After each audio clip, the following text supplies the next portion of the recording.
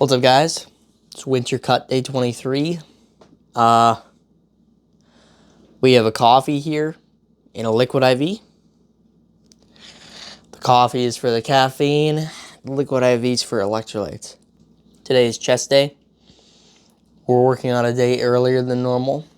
Wide grip incline Smith machine press. That's going to go really well.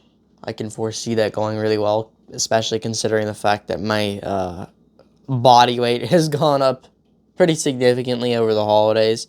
Now, I know you might be asking, why would your body weight go up during winter cut? Well, it's just the holidays, man. I decided to be undisciplined with my diet during the holidays, and so as a consequence, I think I put on about 13 pounds. But the rest of that weight is, or not the rest of that weight, about, I'd guess at least half of that weight is just pure water weight from just random factors. But with that said, decline bench press as well. We're going to try to PR everything today by quite a bit. Hopefully my form stays excellent. I want it to stay excellent. I actually want it to get even better.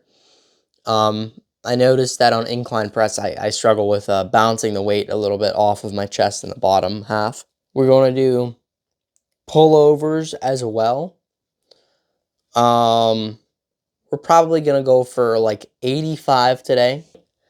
The dumbbell pullover is a last half of the range of motion bias. Okay, especially I'd say even the last quarter of the range of motion bias exercise. Okay. What do we know about pec and lat activation? We know that after 90 degrees of humeral elevation, the lats lose leverage to a significant degree. Okay, so from here on up, the lats are losing leverage a lot. The lats gain significant leverage from 90 degrees and down, though, of humeral elevation. So what does that mean? It means that when you're in a dumbbell pullover, where the hardest part is the bottom half, you are training the lats in a disadvantaged position. Not the good kind either. I'm talking about a legitimately bad position where they don't have leverage to produce force. So they can't activate very well. They can't produce a lot of tension at all. So the main driver from here is going to be your pecs, triceps long head, and serratus. More than your lats, significantly. But the thing is, if you don't want to get any lat in there at all, don't do a full range of motion on the pullover. Don't pull it all the way through. Just pull to here. Or like here, even. You'll see me doing half reps on it. That's because I understand what I'm biasing, right? My goal here isn't to get just a whole range of motion all the way down, all the way up just because I have to. I'm trying to get a bias for the muscle groups that I want to bias. So, like with that said, I'm enjoying pullovers a lot. And not to mention the fact that my triceps are getting insanely sore from them, like the most sore they've ever got. Not to say that that's a catalyst for growth, but soreness can be a cool thing. Then after that, I mean, we might do tricep pushdowns if we have time. I don't see why we wouldn't, to be honest, but who knows. All right, boys. We're on our way to chest day today. Well, chest day isn't a place, but you know what I'm saying. We're It's a state of mind. It's a state of mind. Chest day is a state of mind. I could end the video off right there and it'd be perfect. So, I already went into detail about what I was going to do today, but I figured I'd record some of this car ride, just cause. So, I want to go into detail about my diet. So, I was on track for a long time. I've been cutting much longer than I've actually been making these cut videos. For those of you who are wondering why my weight might fluctuate or something. It's just because I've been cutting for so long at this point. It's kind of easy to break my diet and fluctuate a lot in weight. But yeah, over the holidays, I ended up gaining like 13 pounds. I presume most of that's water weight that could be lost very quickly. But I've been pretty undisciplined lately with my eating. So what I want to start doing is start actually tracking my calories again. I think there's another, I've talked about this in my videos before. It's about adding levels of accountability, right? When you are dieting and you want to stick to it, keep layering on levels of accountability. Whether it's, telling somebody, hey, I'm going to do this, and then wanting to stick to your word. Whether it's getting in apps, that way you're looking at what you're eating and you're like, okay, everything that goes in my mouth goes in the app. Then from there, you say, all right, like, I'm not going to say something like that and then put everything in my mouth and know that I have to put it in the app too, and at the end of the day I'm in a surplus. You're not going to want to do that. I think another level of accountability too is what was I about to say? Doing cardio. So when you guys do cardio of any kind, right, you're working to burn those extra calories. You're working really hard to burn those extra calories. You're putting time into it. And at the end of the day, are you really going to waste the cardio you did by eating a cookie? No. You're going to want to hold yourself accountable and go, okay, I did this cardio. That's another reason not to mess up, because I did so well today. So, and then, in my opinion, final boss level of accountability is actually showing how much you weigh in your videos if you upload. And then that makes it feel like, oh my gosh, now if there's people following me or whatever, I gotta stick to my word. If I tell my audience that I'm gonna cut, I better cut, unless there's a change of plans. So with that said, I'm not even saying I do that or want to do that or whatever, but I'm just describing how there are systems you can put in place to help you actually work towards your goals and stay that way. So I have been, like I said, pretty undisciplined, and I could call it like a main gain or whatever, or this or that, or a recomp. I could use a fancy term, but the reality of it is I was just lazy. So I'm going to get back on the horse, keep cutting, get to my goal, so we can bulk sooner. We don't want to have to cut for an eternity, man. Remember this, the longer you bulk, the longer you're going to have to cut. So, anyway, I'll see you guys in the gym. All right, boys, starting off at 165. Let's see how this feels. By the way, I warmed up to this, so I'm not just like going straight into it. But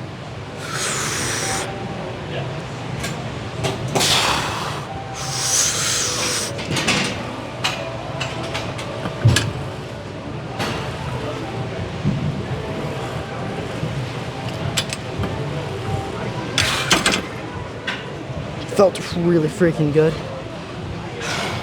You guys will see me doing like kind of a super big arch, right? You'll see me doing a huge arch on the incline Smith machine press. Now, why do you think I do that? Well, when you look at what happens when you arch, you're opening your chest, right? You're getting a much better stretch off the bat just from opening up and pulling your shoulders back and everything. Now, with that said, I am also raising the incline to 45 degrees. Now, a lot of guys go, all right, 45 degrees is the standard, but they'll go with a flat back and they'll get mostly front delt. And so they say 30 degrees is optimal for upper chest activation. But here's the thing to be considered, okay? That's 30 degrees with a flat back. So I could raise the bench and arch my back and have the same effect as a 30-degree angle, but with a much better stretch. Does that make sense? So My point is basically that I think it's superior, in my opinion, in my personal experience, to do incline bench with a really big arch at a 45-degree angle than flat back at a 30-degree angle, because I think the stretch is just that much better. And you see most of what I do in terms of my chest training is stretch based. Not saying that that's the best or anything, that's just what I like. But if you're going to say, okay, how can I get the best stretch? You're going to be wanting to do a 45-degree angle incline with a mega super arch. A good rule of thumb that I've heard before is make sure your chin is above your chest, right? The second your chin goes below your chest, then you're doing a flat bench or a decline or whatever. But as long as your chin is above your chest, you're fine.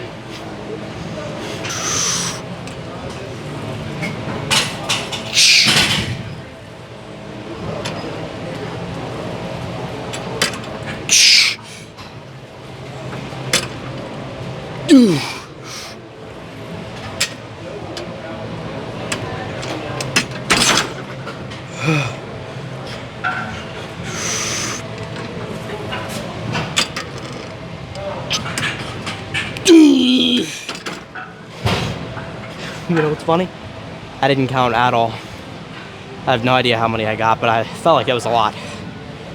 I'm gonna guess that was 6 because I don't know, it felt hard like 6. That gets me excited for the next bulk. The fact that my incline strength improved this much in just like a week of eating like an idiot, just eating whatever I want, it's just funny to me. There's no doubt in my mind that I'll be able to easily get to a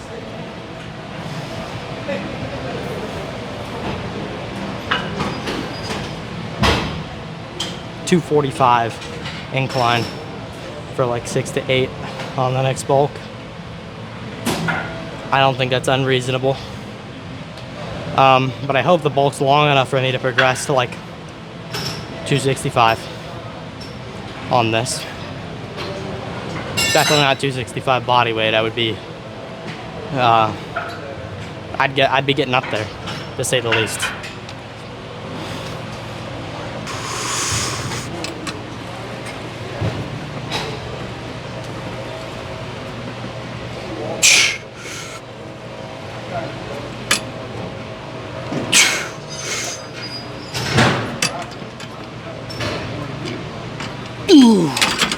Thank you. Second set strength was literally more than the first set last week. I'm pretty fond of that.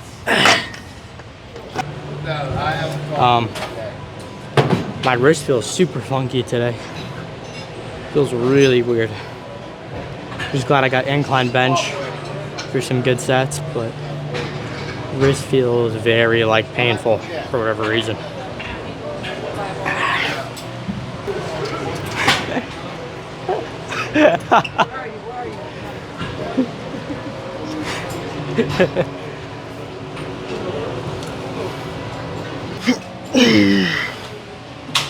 We're trying our best here to get more of a 3-dimensional chest. I'm trying to get like that Arnold fullness, you know. So that's why we do decline bench. A lot of guys opt for skipping this, but they simply don't want to do it because they say, oh, it gets good work anyway. And it's kind of like the front delt mentality, where they go, oh man, you don't need to work front delts. They already get good enough work everywhere else. And it's like, sure, they get worked in other ways, but it still doesn't change the fact that the best way to train it is an overhead press. So with that said, I'm applying this to the lower chest and saying, okay, if I want it to be bigger, if I want to sculpt my chest, make it more 3D looking, then I got to do decline bench, because that's probably the best way to train it. So we're doing ultra wide still, decline bench.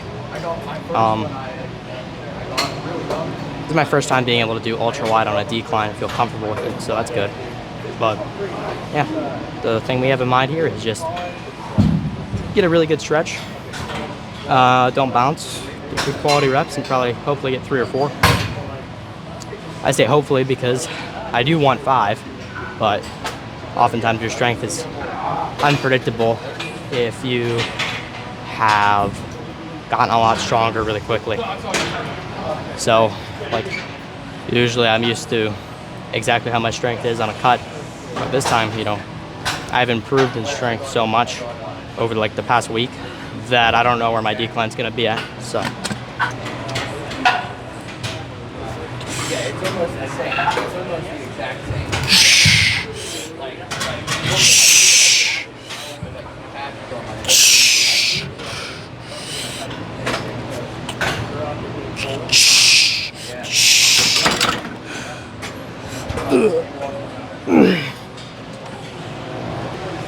So the nice thing about that set was it actually felt like my pecs were kind of like throwing the weight. It felt like, if you guys know how it feels, I've never felt this other than literally doing this exercise. So, and the thing is with really stretch movements like incline press, it's kind of hard to get that same like catapult feeling with your chest, just that huge amount of tension being built up, you know? So, but with this, I felt like my chest was like a spring, like it was just, so that's good. Felt like it was definitely the main driver of this movement, which is nice because oftentimes with wider grip, you can get too much of the front delts involved. So,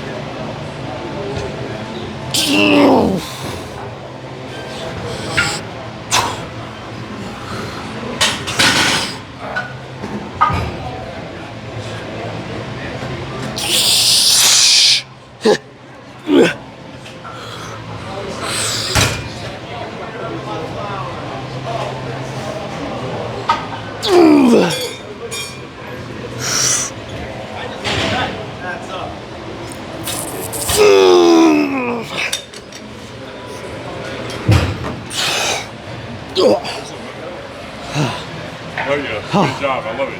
Love to see it. that was hard. Please think get ready, it's not working. Yeah, dude. Vision going blurry. Yeah, you might want to sip some water. So, this is a good angle, I hope. Either way, for dumbbell pullovers, you're gonna want to be getting, like I talked about earlier, that bottom third of the range of motion the most. If you can't even get the bottom half, that's fine. The end range is the most effective, purely because that's where the pecs and the triceps have the best leverage. And even if those muscles don't benefit from stretch-mediated hypertrophy or whatever, that's beside the point, whether they do or they don't. The matter is, that's where the muscles have best leverage in the movement. So that's what we're going for here. And we're also trying to aim to breathe in very deeply at the end of every rep and get a potential for rib cage expansion. Anyway, the chest pump is kind of crazy.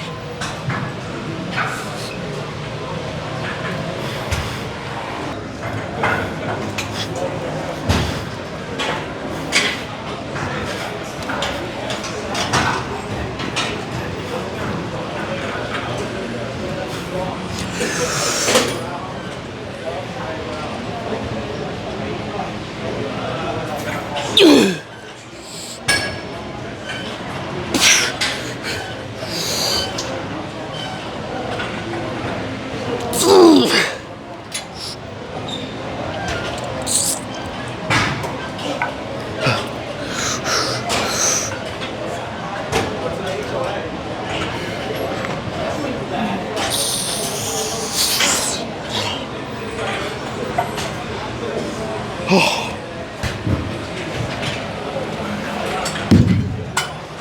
don't know who needs to hear this, but if you work hard enough at anything, you can make it happen.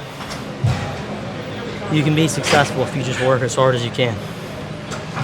And especially if you really love something, you really have passion for it, that's gonna allow you to work even harder. And I'll say this, guys, I'm not the most famous person on the planet, but I love this, I put passion in this, and I know I'm gonna see the fruits of my labor. Bro, I feel like Arnold. Arm wrestling training. No, I wasn't doing arm wrestling. I mean, I'm sorry, I'm supposed to do it. All right, I gotta go. Heavy head shoulder. Well, good luck.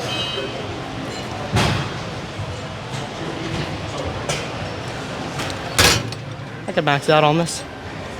I'm not wasting my effort on some subpar set.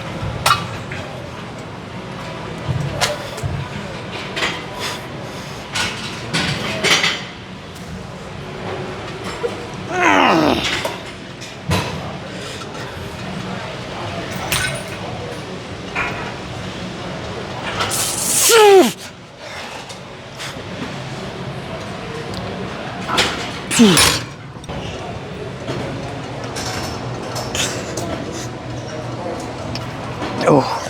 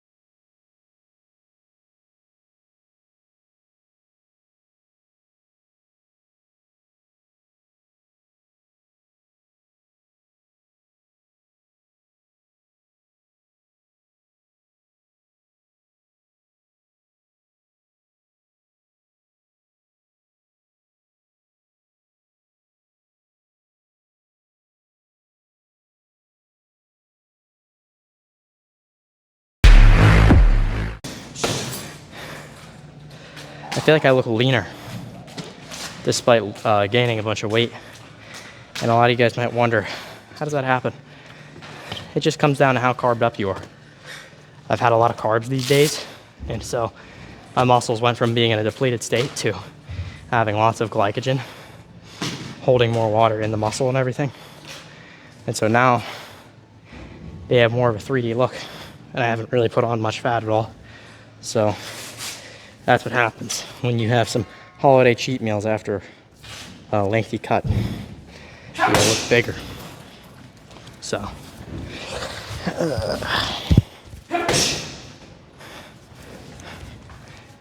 I don't know about 100% leaner, but I mean, yeah, today was a good chest day, 0 shoulder pain.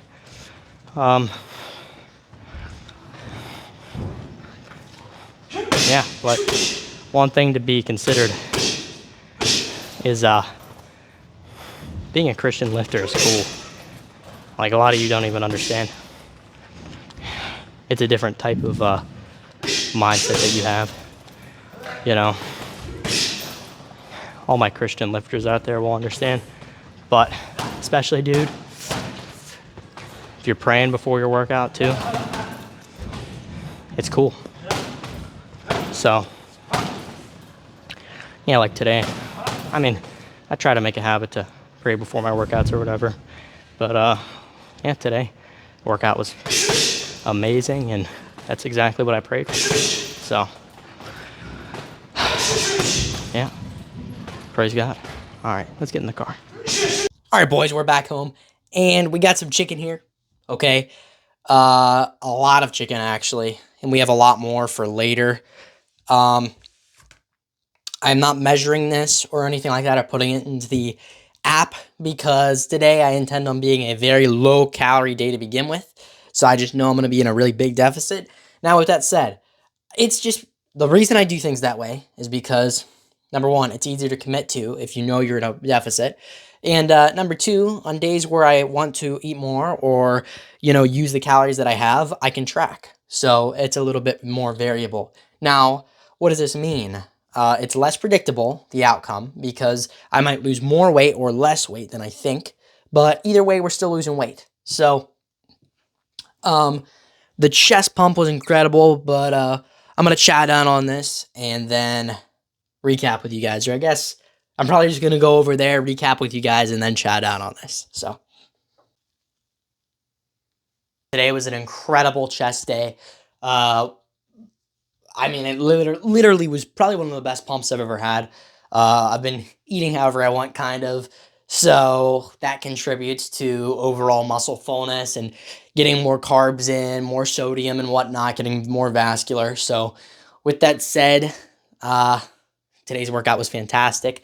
I don't know how many reps I got on incline. I didn't go back and check the video, but it felt like a lot, maybe even a PR for a wide grip. I definitely felt super strong. It was kind of weird. The Mega Arch 45-degree angle bench, I'm telling you, there's something to it. Anyway, that was good. Decline also felt incredible. I know I described it earlier. It felt like my chest was like a spring, and it just... You guys don't even... I don't know how to explain it, but I could feel like my chest was like alive, and it was just... I don't know.